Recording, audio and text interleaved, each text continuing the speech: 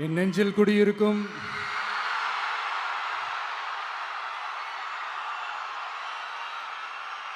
கரூர் சொந்தங்கள், உங்கள் அனைவருக்கும் என்னுடைய வணக்கம்.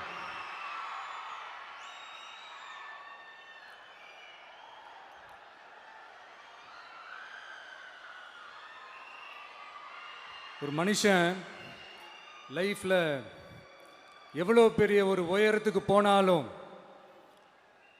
மனசளவில் சில வலிகள், காயங்கள் அதை மறக்க முடியாது இல்லையா?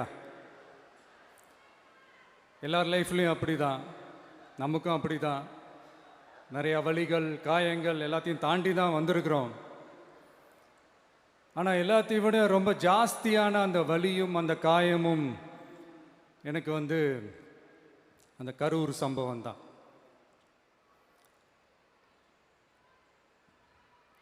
மக்களை சந்திக்கணும், மக்கள் பிரச்சனைகளை எடுத்து பேசணும்.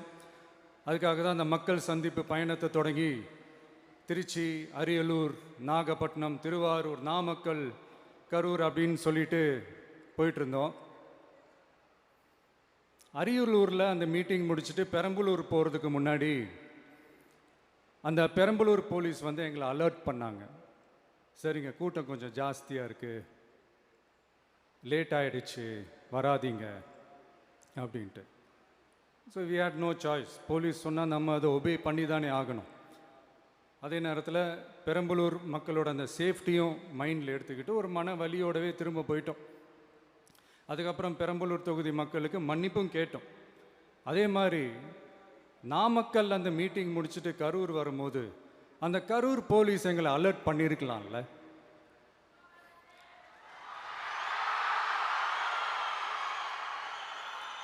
இல்லை சார், இங்கே எதிர்பார்த்ததை விட கொஞ்சம் கூட்டம் அதிகமாக இருக்குது, கண்ட்ரோல் பண்ண முடியல, வராதிங்க. அண்ட் போலீஸ் நினச்சா அவங்க அந்த மீட்டிங்கே கேன்சல் பண்ணலாம். ஏதோ தப்பாக இருக்குது, ஏதோ தப்பாக தோணுது அப்படின்னு நினச்சிட்டாலே they have all the rights to cancel the meeting. எங்ககிட்ட கேட்கணும்லாம் ஒன்றும் அவசியமே கிடையாது. ஆனால் அதையெல்லாம் எதுவுமே செய்யாமல் அந்த ஹைவேல இருந்து அந்த ஸ்பாட்டுக்கு போலீஸே எங்களை உள்ளே கூட்டிகிட்டு வந்து விட்டு அந்த நாடகம்லாம் இருக்குது பாருங்க.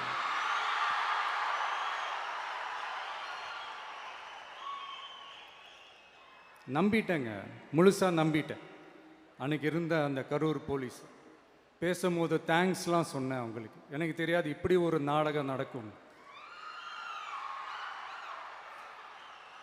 இதுக்கெல்லாம் யார் காரணம்? இதெல்லாம் யார் சொல்லி செஞ்சது? இப்படி பண்ணுங்க, அப்படி பண்ணுங்க, சப்போஸ் அப்படி நடந்தா இப்படி பண்ணுங்க, சப்போஸ் இப்படி நடந்தா இந்த மாதிரி இன்ஸ்ட்ரக்ஷன்ஸ்லாம் கொடுத்து அந்த ப்ரெஷர் போடுறது யார்?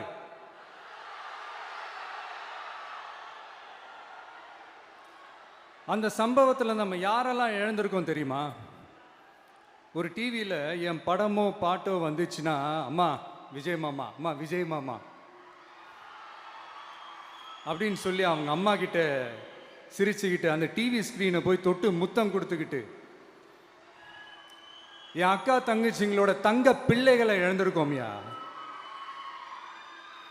மழலை கூட சரியா வராதப்போ ஒரு பேப்பர் மேகசினில் என் ஃபோட்டோவை பார்த்தா அது சிரிச்சுக்கிட்டு அந்த கள்ளங்கபடம் இல்லாத அந்த சிரிப்பு, அந்த கடவுள் மாதிரி இருக்கிற அந்த பச்சை பிள்ளைங்களை இழந்திருக்கோம்யா.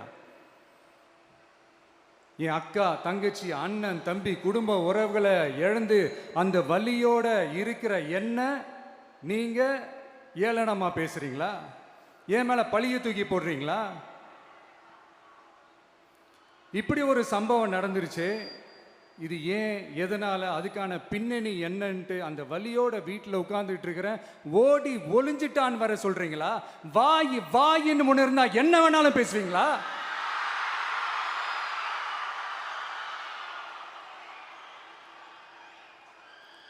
மக்களே, நான் உங்களையே கேட்குறேன். அன்றைக்கி அத்தனை க்ரௌடு இருந்துச்சு, அந்த க்ரௌடுக்கு தகுந்த மாதிரி போலீஸ் பாதுகாப்பு கொடுத்தாங்களா? இந்த இடத்தை எடுத்துக்க சொல்லி நாங்கள் தான் சொன்னோம்னு ஒரு போலீஸ் ஆஃபீஸர் பேட்டி கொடுக்குறாரு. அதுக்கு என்ன அர்த்தம்? இவ்வளோ வலி, இவ்வளோ காயங்கள் கொடுத்துட்டு பழியை தூக்கி நம்ம மேல போட்டுட்டு அதுல ஒரு அரசியல் ஆதாயம் தேடுறீங்களேயா? இதுல வாய் கூசாம சட்டசபையில ஸ்டாலின் சார் நம்ம மேல திருப்பி விட்டு அங்க ஒரு அரசியல் செய்றாரு. அதுக்கு என்ன அர்த்தம்? நமக்காக வந்திருக்கிற மக்களை காக்க வைக்கிறதுக்கு நான் ஒன்றும் ஆதாயம் தேடுற அரசியல்வாதியெல்லாம் கிடையாது. மக்களுக்காக அரசியலுக்கு வந்தவன் இந்த விஜய். எனக்காக எல்லாமும் கொடுத்த என் மக்களுக்காக எல்லாத்தையும் விட்டுட்டு மக்களுக்காக மட்டுமே அரசியலுக்கு வந்தவன் இந்த விஜய். அவங்களுக்காக நன்றி கடன் செலுத்துறதுக்காக மட்டுமே அரசியலுக்கு வந்தவன் இந்த விஜய். உங்களுக்கு தான் இந்த விஜயை பத்தி நல்லா தெரியுமே. ஆனா நம்ம எல்லாருக்குமே இத்தனை வலிகள் காயங்கள் கொடுத்தவங்களுக்கு இந்த 2026 தேர்தலில் தக்க பதிலடி கொடுத்துட்டீங்க. ஆனா அது மட்டுமே பத்தாது மக்களே, அது மட்டுமே பத்தாது. காலகாலத்துக்கும் எழுந்திருக்கவே முடியாத அளவுக்கு நிரந்தரமான ஒரு பதிலடியை நீங்க கொடுத்துக்கிட்டே இருக்கணும்.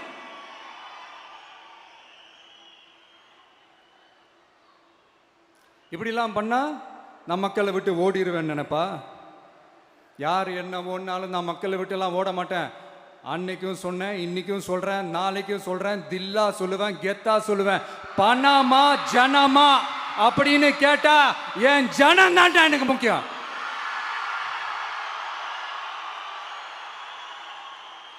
மக்களே, உங்களை விட எனக்கு இந்த காசு பணம் முக்கியமா என்ன? இவ்வளோ குறைகள் நம்ம மேல சொல்றாங்களே, இப்போ நான் சொன்ன மாதிரி அவங்களால ஓப்பனா சொல்ல முடியுமா? அந்த தில்லு இருக்கா, திராணி இருக்கா? ஒரு கிடையாது. ஆனா நம்ம மக்கள் அமைச்சு கொடுத்த நம்ம அரச குறைகள் மட்டும் டிசைனா மாடல் மாடலா குறைகள் மட்டும் சொல்லுவாங்க. ஒவ்வொரு டிபார்ட்மெண்ட்லயும் அந்த பார்ட்டி ஃபண்ட், அந்த கட்சி நிதின்ற பேர்ல அடிக்கிற கொள்ளையெல்லாம் இந்த தீய சக்தியா இருக்கட்டும், தீந்து போன சக்தியா இருக்கட்டும், ரெண்டு பேரும் மாறி மாறி இதே தான் செஞ்சிட்டு இருக்கிறாங்க. இதுல ஒரு ஹைலைட் காமெடி என்னன்னா, சட்டசபையில் பேசும்போது பார்ட்டி ஃபண்டுன்னு தான் சொன்னேன். அது எந்த பார்ட்டி, என்ன ஃபண்டு, யாரு, என்ன பேரு எதுவுமே சொல்ல.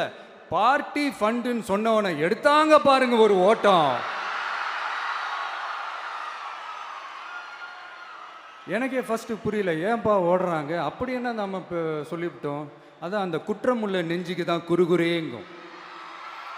இது எப்படி இருக்கு தெரியுமா? எங்க அப்பா பீரோக்குள்ள இல்லை, எங்க அப்பா பீரோக்குள்ள இல்லை அப்படின்னு சொல்ற மாதிரி. ஐயோ, ஏன் கேட்குறீங்க? இவங்களோட செம்ம கூத்தா இருக்குங்க, செம்ம ஃபன்னா இருக்கு.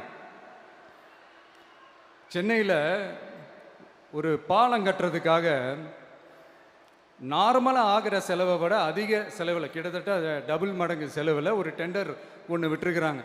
அதையெல்லாம் தோண்டி எடுத்து அதெல்லாம் இப்போது கண்டுபிடிச்சி கேன்சல் பண்ணியிருக்கிறோம். இன்னும் எத்தனை கோடி ஊழல், எத்தனை லட்சம் கூடல் தோண்ட தோண்ட வருமோ எங்களுக்கே தெரில. ஒவ்வொரு முகமுடியாக கிழியுது. ஐயோ, இந்த விஜய் ஒவ்வொரு கதையாக எடுத்து வெளியில் விட்டுருவான் போலேன்ட்டு திரும்புகிற பக்கம்லாம் கதறல் கதறல் கதறல். காதலேருந்து ரத்தம் வராத குறை. ஆமாம், இப்படி ஊழல் ஊறி போனவங்க இப்படி தான் இருப்பாங்க. இந்த 50-55 நாட்களில் அங்கே செஞ்ச சில விஷயங்கள்லாம் சட்டசபையிலே எடுத்து சொன்னேன். பட் இங்கே ஒரு சில விஷயங்கள் சொல்லணும்னு நினைக்கிறேன். இந்த மின்சாரத்துறையில் இதுக்கு முன்னாடி போட முடியாமல் இருந்த அந்த பதவி உயர்வை இப்போ தான் எங்களால் போட முடிஞ்சுது. அதுக்காக ஒரு அக்கா அழுதுகிட்டே ஒரு நன்றி சொன்னாங்களே, அதெல்லாம் உங்கள் கண்ணில் படாது அந்த வீடியோலாம், குறை சொல்கிறவங்களுக்கு. அடுத்து லஞ்சம்லாம் ஒழிக்க முடியாது, ஊழல்லாம் ஒழிக்க முடியாது, அதெல்லாம் பிளட்டிலேயே ஊறி போய் இருக்கு அப்படின்னு சொன்னவங்க போய் ஒவ்வொரு கவர்மெண்ட் ஆஃபீஸாக பாருங்க. ஒரு பைசா லஞ்சம் இல்லை, ஒரு பைசா ஊழல் இல்லை.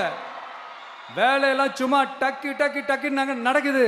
ஒரு பெரியவர் ஒருத்தர் சொல்றாரு, தம்பி வேலையெல்லாம் நடக்குது, ஆனால் அதையும் தாண்டி எங்களுக்கு மரியாதை கொடுக்குறாங்க தம்பி, உட்கார வச்சுலாம் பேசுகிறாங்க.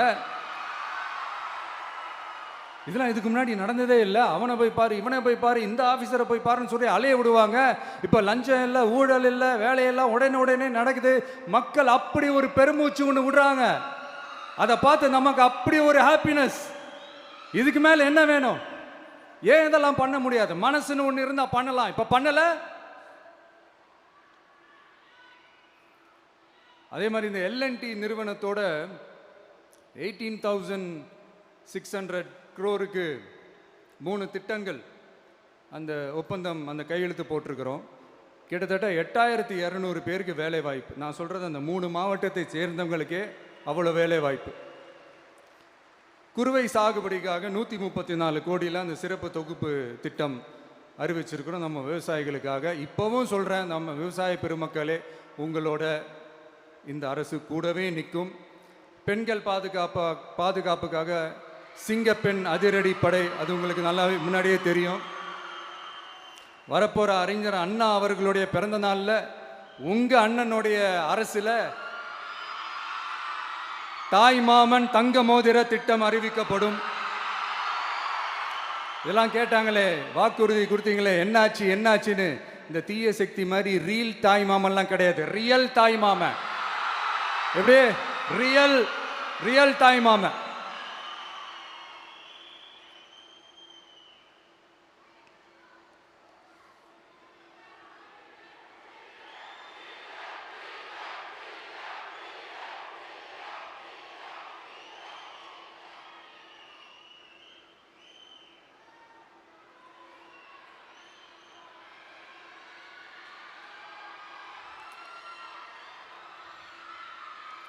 இந்த தீய சக்தியை பற்றி, அவங்க நிர்வாகத்தை பற்றி ஒரு வெள்ளை அறிக்கை ஒன்று வெளியிட்டோம்ல, அது ஷார்ட் அண்ட் ஸ்வீட்டாக சொல்லணுன்னா, ஒரு ஓட்ட பாத்திரத்துக்குள்ளே தண்ணி ஊற்றிக்கிட்டே இருந்திருக்கிறாங்க. பாத்திரம் எம்டியாகவே இருந்திருக்கு, ஆனால் ஊற்றின தண்ணி தான் எங்கே போச்சுன்னு தெரில. கடவுளுக்கு தான் வெளிச்சம். அது மாதிரி இப்போ நம்ம சொன்னதெல்லாம் சும்மா ஒரு சாம்பிள் தான். இன்னும் வரப்போகிற நாட்களில் உங்கள் அரசனுடைய அந்த விஸ்வரூபத்தை நீங்கள் பார்ப்பீங்க. அடுத்து வாயத்தொரங்க சிஎம். அடாடா, உங்கள் சிஎம்ஐ நெஞ்சிலேயே குத்திட்டு வந்தீங்க பாருங்க, அதெல்லாம் வேற லெவல். பேசுங்கன்றீங்க, பேசுனா எந்திரிச்சு ஓடிடுறீங்க. இனிமேல் பேச ஆரம்பிக்கிறதுக்கு முன்னாடி என்ன பண்ணணும் அப்படின்னா, ஒரு நண்பர் ஒருத்தர் சொன்னார், மாண்புமிகு பேரவைத் தலைவர் அவர்களே, எல்லா டோரையும் இழுத்து லாக் பண்ணுங்க அப்படின்னு சொல்லிட்டு தான் பேச்ச ஆரம்பிக்கணும் போல் இருக்கு. ஏன்னா பேசிட்டு இருக்கும் போதே எந்திரிச்சு ஓடிடுறாங்க. 5 நிமிஷம் பேசுனதுக்கே குளத்தூரில் கொத்து பரோட்டா போட்டாங்க. இதுக்கு மேலே பேசினா மொத்தமாக முடிஞ்சிடும், பார்த்துக்கங்க. நாம் அரசியல் பேசினா விஜயெல்லாம் அரசியல் பேசலாமா அப்படிங்கிறது. சரிப்பா, நமக்கு எதுக்கு வம்பு, நம்ம பாட்டுக்கு நம்ம வேலையை பார்ப்போம், எதுக்கு அவங்கள பற்றி பேசிக்கிட்டு அப்படின்னு இருந்தால் விஜய்க்கு அரசியலே பேச தெரில அப்படிங்கிறது. இப்படியே மாறி மாறி மேகதாது அணையை பற்றி என்ன தெரியும், விஜய் அதை பற்றி பேசலை. இப்படி நம்ம அரசியலுக்கு வந்ததுலேருந்தே ஒரு கூட்டம் குறை மேலே குறையா சொல்லிக்கிட்டு, பாட்டுக்கு பாட்டு கச்சேரி எங்களுக்கும் பண்ண தெரியும், பண்ணலாமா? இந்த மேகதாது அணை சம்பந்தமான அந்த வழக்கில் தமிழ்நாட்டோட பெட்டிஷனை சுப்ரீம் கோர்ட் எப்போ ரிஜெக்ட் பண்ணிச்சு? அப்போ யார் ஆட்சியில் இருந்தா? ஏன் ஒழுங்காக வாதாடல? நீங்கள் ஒழுங்காக வாதாடி இருந்தீங்கன்னா அதை ரிஜெக்ட் பண்ணியிருக்க மாட்டாங்கல்ல. ஏன் ஸ்டாலின் சார் வேணும்னே விட்டுட்டாரா? ஏன் இப்படிலாம் கேள்வி கேட்கலாமா? இப்படிலாம் கேள்வி கேட்டால் தான் மேகதாது அணையை பற்றி பேசுனதா அர்த்தமா? ஏன் அந்த ஸ்டேட்டு சிஎம் பேசுகிறாரு, நீங்கள் ஏன் பேசலை அப்படின்னா, நம்ம ஸ்டேட்டோட உரிமையை எங்கே நிலைநிறுத்தணுமோ அதுக்காக வேலை பார்க்குறது மட்டும்தான் முக்கியம். சும்மா சவால் விட்டுக்கிட்டு சீண்டிப்பார், நான் யார் தெரியுமா, தொட்டுப்பார், இப்படிலாம் பேசிக்கிட்டு இருந்தால் வேலைக்கு ஆகாது. சும்மா பேசி பேசி பிரச்சனையை வளர்த்துக்கிட்டு யார் மேலேயாவது பழியை தூக்கி போட்டுட்டு அப்புறம் மக்களை அம்போன்னு தெருவில் விட்டுட்டு இப்படி தான் ஒரு அரசியல் பண்ணணும்னா அந்த அரசியல் நமக்கு தேவையும் இல்லை, அதை நம்ம செய்யவும் போகிறதில்ல. Talk less work more mode தான், அதுதான் நம்ம பாலிசியே. அதனால தான் சட்டசபையில் அந்த அரசினர் தீர்மானம்னு சொல்லி ஒன்று கொண்டு வந்தோம். அது எப்படி டு டேக் இட் ஃபார்வர்ட், எப்படி கொண்டு போகணுமோ அதை சரியாக செய்வோம். சென்ட்ரல் கவர்மெண்ட்லேருந்து அந்த டீலிமிட்டேஷனை திரும்ப கொண்டு வர போகிறதா ஒரு பேச்சு ஒன்று அடிபடுது. யார் என்ன டீலிமிட்டேஷன் கொண்டு வந்தாலும் தமிழ்நாடு அது ஒத்துக்காது. நமக்கான இடத்த யாரும் பறிக்கவும் முடியாது, அது பறிக்கவும் விட மாட்டோம். இப்படி நாம் இருக்கும்போது இந்த தீய சக்தி திமுக எங்கே போய் நிற்குது, யார் கதவை தட்டிக்கிட்டு நிற்குது, அது உங்களுக்கே நல்லா தெரியும். மக்களே, இந்த தீய சக்தியும் தீந்து போன சக்தியும் வேறலாம் இல்லை, கூட்டு களவாணிங்க. சொல்ல முடியுமா அவங்களால? எங்களுக்குள்ள ஒட்டும் இல்லை, உறவும் இல்லை, அறிவிக்க முடியுமா? நிரூபிக்க முடியுமா? இந்த வரப்போகிற இடைத்தேர்தலில் அதை நிரூபித்து காட்டுங்க, அப்புறமா பேசுங்க. மக்களை, என் மனசை விட்டு கரூர் எப்பவும் நீங்கவே நீங்காது. நமக்கு ஏற்பட்ட வேதனையான சம்பவத்தை, நமக்கு எதிராக நடந்த சதிய சூழ்ச்சிய இனி வர்ற ஜென்ரேஷனும் அவங்களுக்கு தெரியப்படுத்தணும்ல. அதுக்காகவே இனி ஒரு அரசியல் சதிய, அரசியல் சூழ்ச்சிய யாரும் யோசிக்கவே கூடாதுன்றதுக்காகவே கரூரில் ஒரு நினைவு சின்னத்தை நம்ம டிவிகே சார்பா அமைக்கப்படும் அப்படின்றத அறிவிக்கிறோம். அப்புறம் கரூர்ல இருந்து ஒட்டுமொத்த தமிழ்நாட்டு மக்களுக்கும் சொல்றேன், உங்க டிவிக்கு அரசு உங்களுக்காகத்தான் உழைக்கும். அடிப்படை வசதிகளை முதல்ல நிறைவேற்றணும். ஒரு பக்கம் நிதி நிலைமையை சரி செஞ்சுக்கிட்டே, இன்னொரு பக்கம் அப்படியே நாம் சொன்னதில் ப்ரையாரிட்டி பார்த்து ஒவ்வொன்றா படிப்படியாக நிறைவேற்ற ட்ரை பண்ணுவோம். இது எப்பவும் உங்களுக்கான அரசாக தான் இருக்கும். இந்த விஜய் உங்கள் விஜயாக தான் இருப்பான். நீங்கள் உரிமையோட உங்கள் கவர்மெண்ட்டை நீங்கள் அணுகலாம். இந்த தீய சக்தி ஆட்சி முடிஞ்சு பொட்டிக்குள்ளே போனதுலேருந்து என்னென்னமோ பண்ணுறாங்க, இது ஏதோ பேசுகிறாங்க, சோஃபாங்கிறாங்க, வாஷிங் மிஷினுங்கிறாங்க. இந்த அரசியல் வியாபாரம் பண்ணுறதுக்கான அந்த வெண்டிங் மெஷினே அவங்க தான். யார்? இந்த திமுக. இதில் நம்மளை பார்த்து வாஷிங் மிஷினுங்கிறாங்க. எலெக்ஷனில் ஓட்டுக்கு காசு கொடுக்குற அந்த கலாச்சாரத்தையே, அந்த கல்ச்சரை அடித்து நொறுக்கி இருக்கிறோம். எலெக்ஷன்லேயே அப்படி வேலை பார்த்தோம் நாம. நமக்கு எதுக்கு இந்த குதிரை, கழுதை, ஒட்டக பேரெல்லாம்? மக்களின் பக்கம். அப்படி இருக்கும்போது நமக்கு எதுக்கு இந்த பேரெல்லாம்? இந்த திருட்டு திமுக ஆட்சியை வச்சுக்கிட்டு ஊரடிச்சு ஒலையில போட்டு இந்த கொள்ளையை அடிச்சதுனால தான் உங்க கரூர் கம்பெனி ஓனர் ஒருத்தர் எங்க எங்க இருக்காருன்னே தெரியாம ஓடு ஓடு ஓடு ஓடு ஓடு ஓடு ஓடு ஓடு வராம் பாரு வேட்டக்காரன் ஓடினே இருக்கிறாரு. இன்னொருத்தர் ஃபாரின்ல போய் ஒளிஞ்சுக்கிட்டார். ஃபாரின் ஸ்டாலின் சார்ன்னு நினச்சிட போறீங்க. அவர் இல்லை. எனக்கு எப்பவுமே ஸ்டாலின் சார் மேல ஒரு தனி பாசம் ஒன்று உண்டு. அவர் கிடையாது, இவர் வேற. சிங்கப்பூருக்கு செக்கப்புக்கு போனார்ல அவரு. இன்னும் தோண்ட தோண்ட எத்தனை பேர் மாட்ட போறாங்களோ தெரியல. உங்ககிட்ட யாராவது லஞ்சம் ஏதாவது கேட்டாங்கன்னா கொடுக்க முடியாது சொல்லுங்க, நான் இருக்கேன் உங்களோட. அப்படியே யாராவது ஃபோர்ஸ் பண்ணாங்கன்னா இது எங்க மகன், எங்க புள்ள, எங்க அண்ணன், எங்க தம்பி, எங்க விஜய், எங்க விஜயோட ஆட்சின்னு ஸ்ட்ராங்கா சொல்லுங்க. மக்களை, நீங்க கூட இருக்கும் போது லஞ்ச ஊழல் மட்டும் இல்லை, அதிகாரத்தை வச்சு ஆட்டம் போடுற யாரா இருந்தாலும் அடங்கிடுவாங்க. இந்த கடமை, கண்ணியம், கட்டுப்பாடுன்ட்டு ஒரு காலத்தில் கொள்கையோடு இருந்த கட்சியெல்லாம் இன்னைக்கு எப்படி இருக்கான்னு உங்களுக்கே தெரியும். அதாவது இந்த டிவிகே கட்சியோட தலைவரை எதிர்க்கிறதுல ஒரு நியாயம் இருக்கு. ஏன்னா உங்க பொழப்புல மண்ணள்ளி போட்டான். என்ன இந்த ஊழல் லஞ்சம்லாம் பண்ண மாட்டேன்னு சொல்லி உங்க அரசியலே ஒரு தெருமுனைக்கு கொண்டாந்து விட்டான். மக்கள் வேற அவனை தான் நம்புறாங்க. ஸோ இந்த விஜயை எதிர்க்கிறதுல ஒரு அரசியல் நியாயம் இருக்குது, அதை புரிஞ்சுக்கலாம். ஆனால் இன்னைக்கு இந்த விஜயை மக்கள் ஓட்டு போட்டு ஜெயிக்க வச்சு ஒரு தீர்ப்பை கொடுத்து மக்களுக்காக வேலை செய்யறதுக்காக முதலமைச்சராக உட்கார வச்சிருக்கிறாங்க. என்னமோ இன்னமும் நீங்க தான் ஆட்சியில் இருக்கிற மாதிரி விஜய் கரூருக்கெல்லாம் போகக்கூடாது, விஜய் இங்கே போகக்கூடாது, அது செய்யக்கூடாது, இது செய்யக்கூடாதுன்னு எனக்கு புரியலையே. ஆட்சியில் இருக்கும் போது தான் இவ்வளோ கட்டுப்பாடெல்லாம் போட்டீங்க, எஸ்ஓபிஸ்லாம் போட்டீங்க, ஸ்டாலின் சார் ஆப்ரேட்டிங் ப்ரொசீஜர்லாம் போட்டீங்க. இப்போவும் அதே பண்ணிட்டு இருந்தீங்கன்னா என்ன சார் நியாயம்? இல்லை, நான் தெரியாமல் தான் கேட்குறேன். இன்னும் கனவுலையே இருக்கிறீங்களா? முதல்ல முழிச்சு வாங்க, ரியாலிட்டிக்கு வாங்க. உங்கள் ஆட்சியெல்லாம் வீட்டுக்கு போய் டிவிக்கேன்னு ஒரு ஆட்சி வந்து ரொம்ப நாள் ஆச்சு. ஒழுங்கா படி என்று சுப்ரீம் கோர்ட் ஓங்கி மண்டேலியே நறுக்கு நறுக்கு நறுக்கு என்று செம்மட்டியாலே அடிச்சும் இந்த திமுக முழிச்சிக்கல அப்படின்னா அப்போ கொஞ்சம் கஷ்டம்தான். வெற்றி தோல்வியெல்லாம் அரசியலில் சகஜம் சார். அதுக்காகலாம் வெறி பிடிச்சி இந்த பதவி வெறி பிடிச்செல்லாம் அலைய தேவையில்லை. நல்ல விதமாகவே சொல்கிறேன், நியாயமான அரசியல் பண்ணுங்க. ஓ, அதுதான் உங்களுக்கு தெரியாதுல்ல. இந்த தீய சக்தி திருத்தவும் முடியாது, அவங்களா திருந்துவாங்கன்னு பார்த்தா அதுவும் நடக்க போகிறதில்ல. அதனால் வரப்போகிற இடைத்தேர்தலில் மக்களே இந்த தீய சக்தி திமுகவை நல்லா வெச்சு வெளுத்து விடுங்க.